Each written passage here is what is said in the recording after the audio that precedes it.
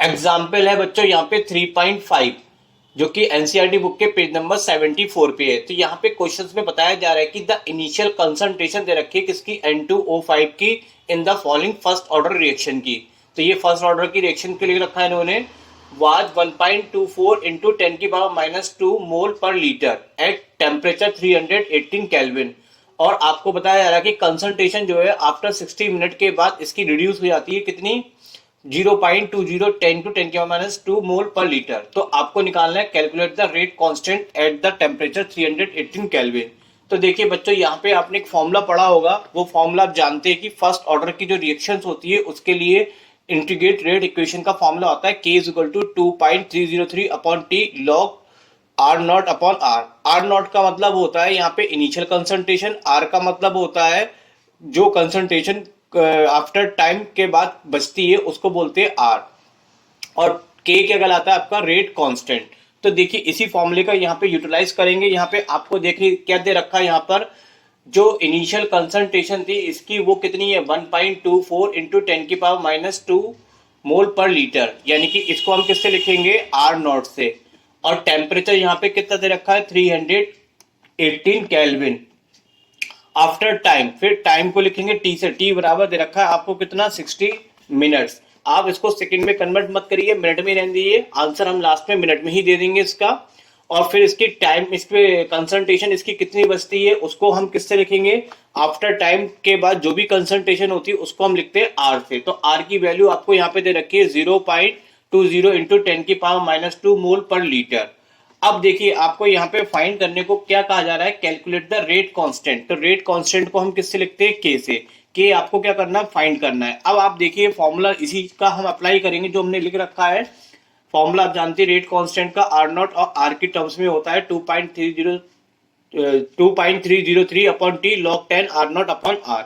अब यहाँ पे हम इसकी वैल्यू लगा देते हैं जो जो हमें पता है। देखिए टाइम आपको पता है कितना, 60 सेकेंड है। आर नॉट की वैल्यू कितनी हो गई, 1.24 इंटू 10⁻⁻2, और आर की वैल्यू हो गई आपके पास 0.20 इंटू 10⁻⁻2। यहाँ पे इसको हम कैलकुलेट करेंगे तो -2 से -2 कट जाएगा, डेसिमल से डेसिमल हटा देंगे, 2 से काटेंगे तो ये बचेगा 62, ये काटेंगे 10, 10 से इसको डिवाइड कर देंगे तो ये आपका आ जाएगा कितना, 6.2। तो यहाँ तक तो सही है, लेकिन अब बच्चों यहाँ पे क्या होगा, लॉग का यूज होगा। अब लॉग यहाँ पे कैसे निकालना है मैं आपको वो भी बताऊंगा, पूरी कैलकुलेशन आपको समझाऊंगा। तो चलिए मैं आपको लॉग को निकालना बताता हूँ। इसके लिए तो मैंने एक नया पेज ले लिया है। अब यहाँ पे हमें देखिए यहाँ तक का क्वेश्चन हम कर चुके हैं, अब हमें इसमें लॉग की वैल्यू चाहिए। तो देखिए लॉग की वैल्यू निकालने के लिए मैंने इसको अलग टर्म में लिख दिया। अब लॉग टेबल भी बना लेते हैं ताकि हम आराम से इसको समझ सकेंगे।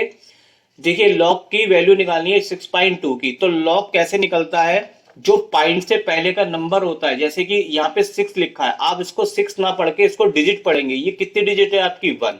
ये 1 डिजिट है। तो इसमें क्या करना होता है, जितना यहाँ पे लिखा होता है, जितना यहाँ पे लिखा होता है, जैसे यहाँ पे डिजिट मानेंगे, डिजिट कितनी है, 1।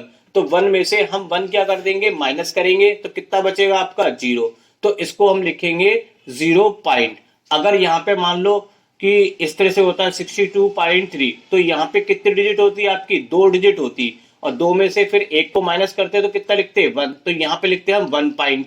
तो इस तरीके से यहाँ पे जो होल नंबर होता है उसके हिसाब से एक क्या कर देते हैं, माइनस करके जो भी आता है वो हम डेसिमल से पहले लिखेंगे। तो ये तो इतना काम हो गया। अब इसको करने के बाद यहाँ पे जो डेसिमल से कोई मतलब नहीं रह गया। अब यहाँ पे टोटल बचा कितना आपका, 6.2। मैं इसको बिटाल के दोबारा बता देता हूँ कि यहाँ पे हमने क्या करा, यहाँ पे एक डिजिट लिखी हुई थी, तो एक में से हमने क्या करा, एक को माइनस करा तो कितना आ गया, 0। तो ये 0 आ गया। अब हम यहाँ पे लिखेंगे 0 पॉइंट, क्योंकि 0 आया तो 0 पॉइंट। अब इसको हम कितना लिखेंगे बच्चों, 62 एक साथ पढ़ेंगे। तो 62 देखिए लॉग की टेबल में 62 कहाँ पे आता है, तो देखिए 62 यहाँ पे आपका आ रहा है, जिसकी वैल्यू कितनी है, 7924। मैं इसको मार्क कर देता हूं ताकि आपको ध्यान रहेगा।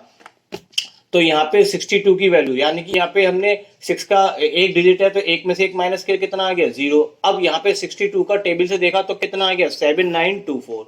तो यहाँ पे देखिए इस तरह से 6.2 की वैल्यू कितनी आ गई, 0.7924, ये तो 62 की वैल्यू है। और ये सारा टेबल जो होता है आपका डेसिमल में चल रहा होता है, इसमें डेसिमल नहीं लगा होता है। जितने भी नंबर्स होते हैं ये सब किस में होते हैं बच्चों, डेसिमल में होते हैं। तो 7924। और जीरो क्यों आया, क्योंकि यहाँ पे एक डिजिट थी, एक में से एक माइनस किया तो जीरो, तो इसलिए यहाँ पे उतना लिखा जाएगा जितना माइनस करने के बाद आएगा।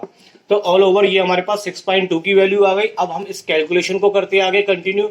ये तो हमारे पास एजिट था, हमने इसकी वैल्यू अभी निकाली, कितनी आई, 0.7924। अब यहाँ पे और आगे हमें कैलकुलेशन करनी है, तो इस जीरो को हम हटा देते हैं, इसको लिखते हैं 10 की पावर 1। 10 की पावर 1 को जब ऊपर ले जाएंगे तो ये 10 की पावर कितनी हो जाएगी, -1। -1 को खोलेंगे तो डेसिमल एक प्लेस इधर आगे शिफ्ट कर देते हैं। तो जब हमने जीरो हटाया यहाँ से, तो ऊपर जो डेसिमल था ये वाला, इसको हमने एक प्लेस क्या कर दिया, आगे शिफ्ट कर दिया। अब 6 से हम इसको डिवाइड करते हैं, तो डिवाइड करके हमारे पास आ जाएगा 0.3838। और ये चीज हमारे पास ऐसी रही। अब इन दोनों की अगर हम मल्टीप्लाई करेंगे तो आपको आंसर मिल जाएगा कितना, 0.0304। तो ये हमारी इस पूरे की क्या आ गई, कैलकुलेशन आ गई। अब जहां पे हम क्वेश्चन पे, जहां तक हमने छोड़ा था वो ये क्वेश्चन हो गया, और अभी मैंने आपकी इसकी पूरी कैलकुलेशन निकाल के दिखाई, तो वो कितनी है, 0.0304। और देखिए बच्चों, टाइम में टाइम चल रहा था मिनट में, तो आंसर भी आप किस में देंगे, यहाँ पे मिनट में। तो ये रेट कांस्टेंट जो आपको फाइंड करना था, ये उसका क्या आ गया, आंसर आ गया। और यहाँ पे क्वेश्चन हो जाता है आपका कंप्लीट।